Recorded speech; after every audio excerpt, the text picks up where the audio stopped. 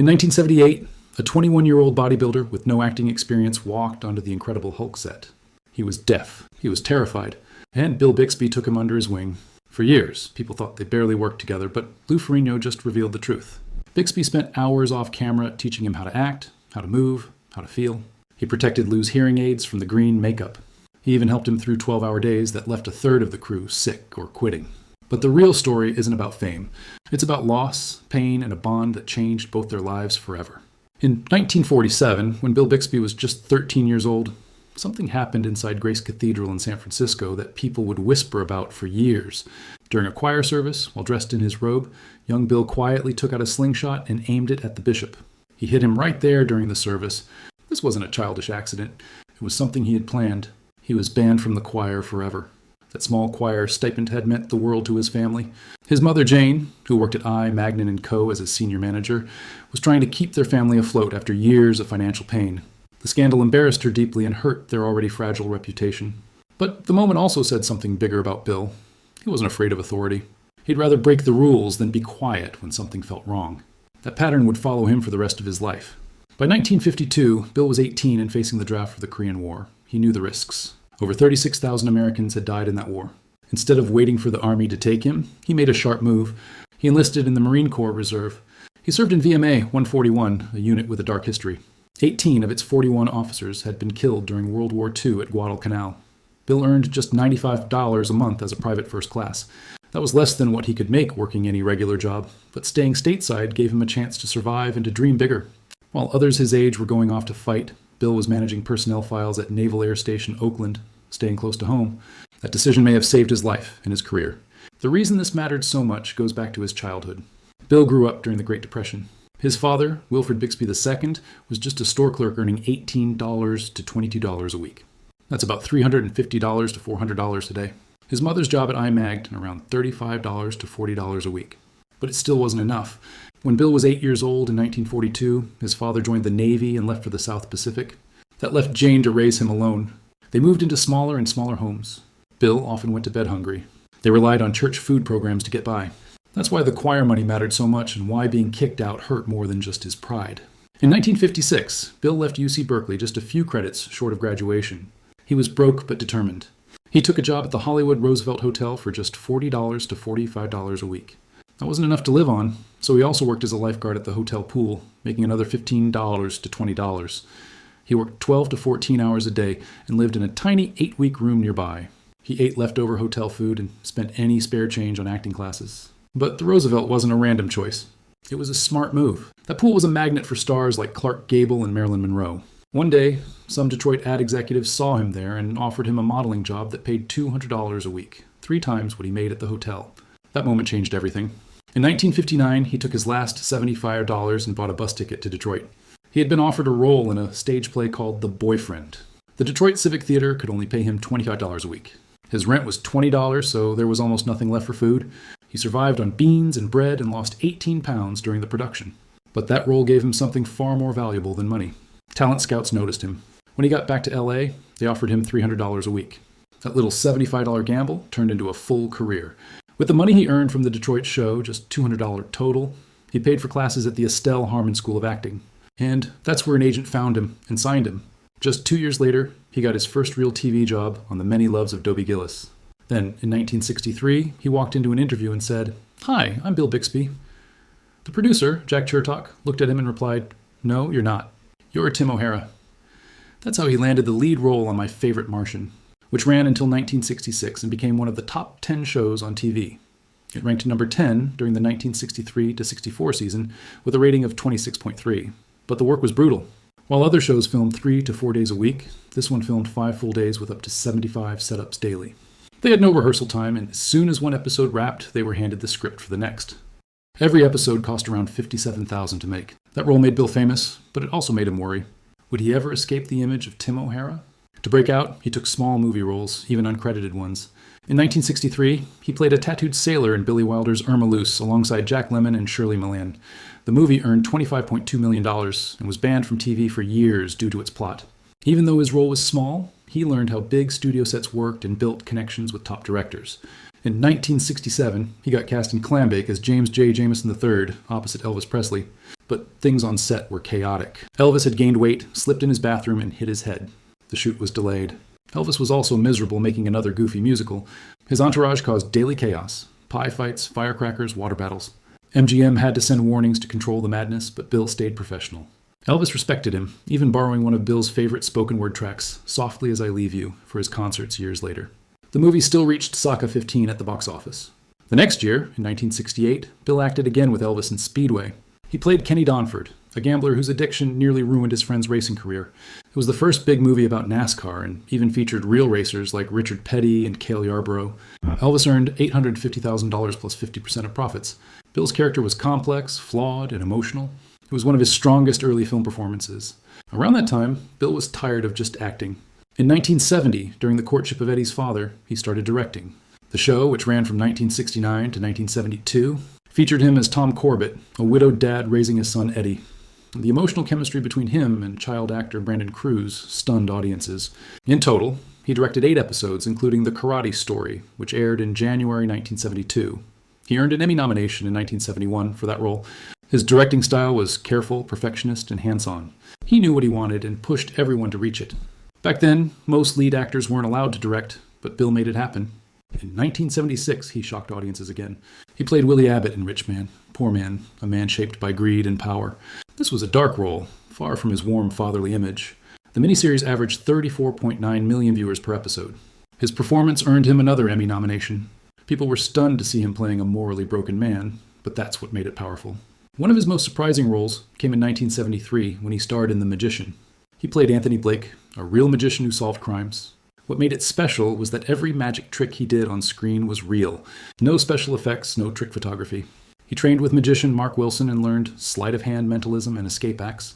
The show lasted 22 episodes and introduced audiences to magic done the hard way. He kept directing too. In 1975, he directed Manx's episodes like A Ransom for Yesterday, which aired February 9th. It centered around a $250,000 ransom, worth $1.4 million today. That show averaged 3.2 deaths per episode, one of the most violent on TV.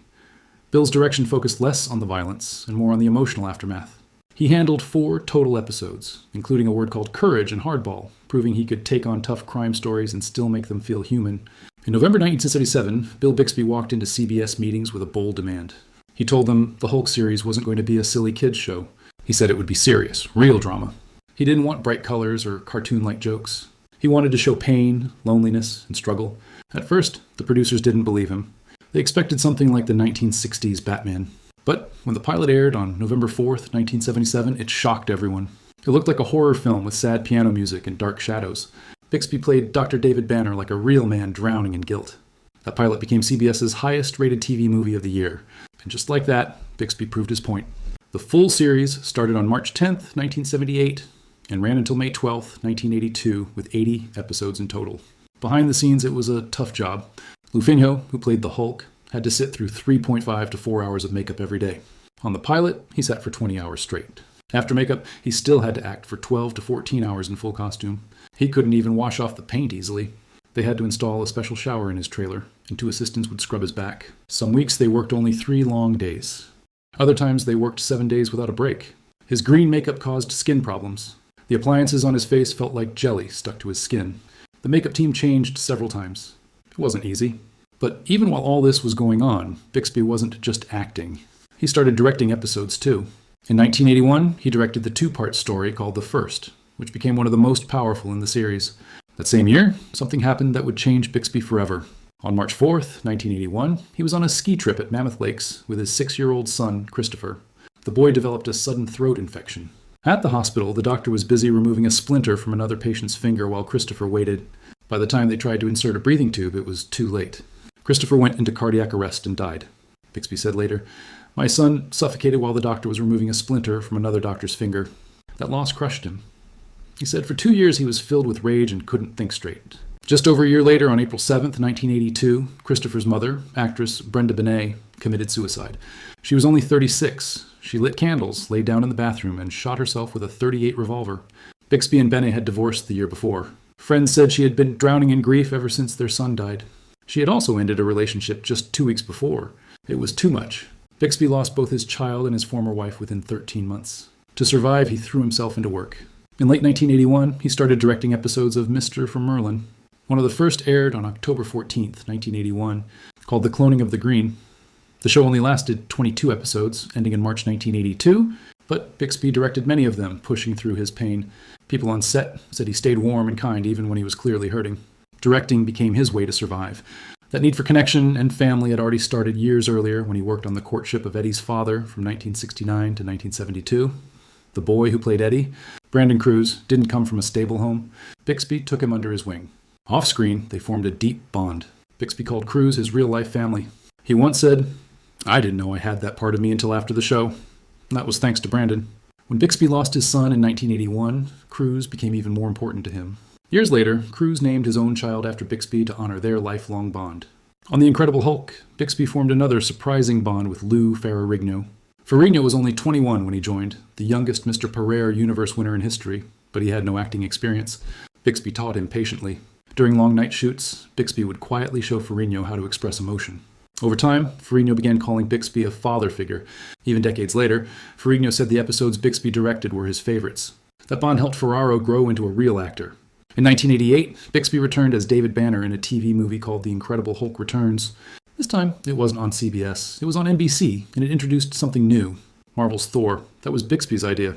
He wanted to connect the Hulk to a bigger universe, but the network wanted more action and less drama. Bixby pushed back. He made sure the sad piano music and deep tones stayed in the film. Ferraro had to train hard again, gaining 45 lbs in 3 months to become the Hulk once more. The movie aired on May 22nd, 1988. It set the stage for future Hulk projects while staying true to Bixby's vision. His skills as a director kept growing. He even got nominated for a Directors Guild of America award in 1977 for an episode of Rich Man, Poor Man, Book 2. That was shocking because the original author hadn't even written a second book yet. Bixby had to figure it out as he went. That episode, Chapter 3, stood out among the 21 episodes and helped shape the future of miniseries TV. Not all his projects worked. In 1984, he directed a pilot for a third MASH spin-off called Walter. It only aired once, on July 17, 1984, and it never aired on the West Coast because the Democratic National Convention interrupted it. The story was too depressing. Radar O'Reilly lost his farm, got divorced on his honeymoon, and became a suicidal cop. Critics called it unwatchable. One even said they'd rather watch Walter Mandale's speech. That same year, Bixby also worked on a show called Dreams. It was ahead of its time. It used stereo sound and music video styles. It starred John Stamos and Jamie Gertz. Bixby directed the pilot Kiss Me Red and an unaired episode called Suspicions. The show only lasted from October 3rd to October 31st, 1984. Just 5 episodes aired, but one song from the show alone became a hit for Heart in 1987. The show was gone, but its music lived on. Between 1987 and 1988, Bixby directed 8 episodes of the comedy Sledgehammer. It was a parody of Dirty Harry, full of absurd jokes and over-the-top violence. Bixby even made a small cameo in one episode as a prisoner yelling, "I'm free. I'm free," when the wrong door opened. It was strange, funny, and showed Bixby's range. In December 1990, Bixby married again, this time to Laura Michaels. It felt like a fresh start, but it didn't last. In 1991, he was diagnosed with prostate cancer. Just months into the marriage, she left him. Their divorce was finalized in June 1992. That was the cruelest part. He had finally opened up, and now he was facing cancer alone. Friends said he was at his lowest point. No family, no marriage, cancer spreading through his bones. In April 1991, Bill Bixby found out he had prostate cancer. It was the kind of news that could stop anyone in their tracks. But not him. He didn't slow down. He kept showing up to work, directing episodes of the hit show Blossom on NBC. Even when he was in terrible pain, even when the cancer had spread to his bones, bladder and liver, by 1992, he still walked onto set. On November 20th, 1992, he directed an episode called Getting Lucky. The very next day, he checked into UCLA Medical Center for an experimental treatment using a drug called Suramin. He was taking pills and IV meds 5 to 6 times every day, trying to manage pain that never went away. Yet, he never let the cast or crew see him complain. They were shocked, not just because he was working while dying, but because he still cared about getting every shot right. 2 years earlier, in February 1990, NBC aired a TV movie called The Death of the Incredible Hulk. Bixby not only played Dr. David Banner one last time, he also directed the entire film. In the story, Banner was hiding out in Portland, pretending to be a mentally challenged janitor named David Bellamy. He was trying to find a cure, and at the end, Banner died in a plane crash. It felt too real, too close. Behind the scenes, they had already written a script for a sequel called The Revenge of the Incredible Hulk, where Banner would come back to life. But this time, with the Hulk's body and Banner's mind, they never got to make it. Once Bixby's cancer became terminal, everything stopped. In January 1992, CBS aired Diagnosis of Murder, where Bixby played a murder suspect. It was his final film role after more than 30 years of acting. At the time, he was also going through intense chemotherapy, yet he still delivered one of his most powerful performances.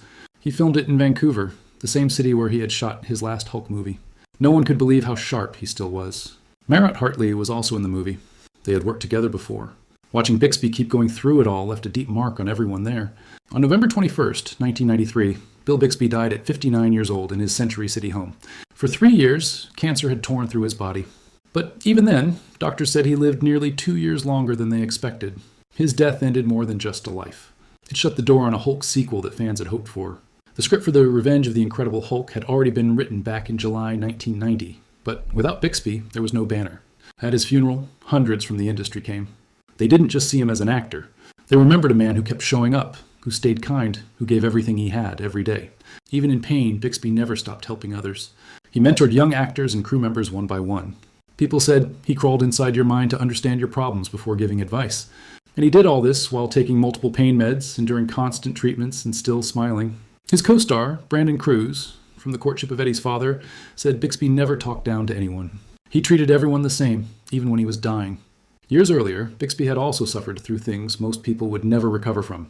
In 1981, his 6-year-old son Christopher died suddenly during a ski trip. The next year, his ex-wife, Brenda Bennett, committed suicide. She couldn't bear the loss of their son. But Bixby never stopped working. He used work as his escape. People who worked with him said he didn't just keep going. He kept lifting others up while carrying all that pain inside. Even the filming of The Incredible Hulk had tested him beyond what most actors would accept. Just for the transformation scenes, he spent 2 hours in makeup wearing painful hard contact lenses that had to be removed every 15 minutes. Finn, who played the Hulk, spent 3 to 4 hours getting into green makeup every day. In the pilot episode back in 1977, Finno stayed in makeup for 20 straight hours. Kids on set kept having their costumes ruined because the green paint rubbed off on everything. But Bixby never once lost his temper. He kept everyone steady no matter how hard the days got. There was even a 4 a.m. filming day where a wild coyote stole Lou Ferrigno's breakfast. He had a giant omelet with 12 eggs sitting outside his trailer. And in the middle of that freezing early morning shoot, the coyote snatched it. Bixby didn't panic. He adjusted the schedule, made jokes about it, and carried on.